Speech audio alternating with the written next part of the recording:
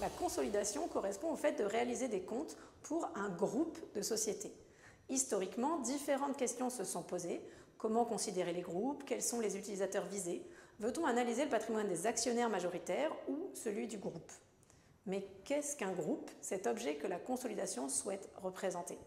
C'est un ensemble de sociétés juridiquement ou économiquement liées. Cette définition n'est donc pas fondée sur une notion juridique du patrimoine, mais sur les concepts de contrôle et d'influence.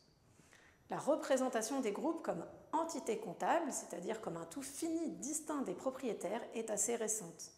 Les groupes se sont développés d'abord aux États-Unis suite au Sherman Act de 1890 qui a encouragé les firmes à se concentrer. À l'époque, les filiales étaient généralement détenues à 100% et le groupe et ses filiales ont été rapidement traités comme s'ils ne formaient qu'une seule firme. La proposition d'une théorie au sens de représentation de l'entité n'est venue qu'a posteriori avec Munitz dans les années 1940, et cette approche du groupe va se développer tout au long du XXe siècle. Comme le montre Pourtier, les normes IFRS se situent dans cette continuité, sans que l'idée d'un groupe entité n'ait été remise en cause. Un rôle particulier des actionnaires est néanmoins reconnu en IFRS, entretenant un lien ambigu avec la théorie du propriétaire, comme avec la comptabilisation d'un goodwill complet ou non.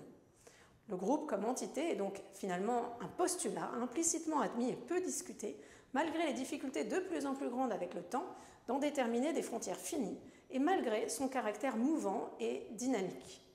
Si l'on accepte de considérer le groupe comme entité, vient ensuite pour la consolidation la question des items composant le groupe, donc du périmètre, puis de la valorisation de ces items. Avec le temps, les configurations économiques à comptabiliser se sont complexifiées ainsi que les montages juridiques. Aujourd'hui, au sein du périmètre de consolidation, il existe 3 méthodes de comptabilisation différentes en fonction du degré de contrôle ou d'influence de la société mère. L'intégration globale, l'intégration proportionnelle et la mise en équivalence, qui est davantage une méthode de réévaluation qu'une méthode de consolidation.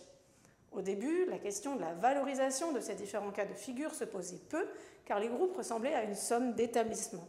Mais petit à petit, la frange qui ne fait pas l'objet d'un contrôle exclusif et d'une intégration globale est devenue plus importante. Or, les groupes peuvent vouloir utiliser les règles pour essayer de façonner leur image à leur avantage, ce qui complique la tâche du modèle comptable. Ceci explique pourquoi la question de la qualité de l'image donnée par la consolidation face au comportement des groupes intéresse les chercheurs.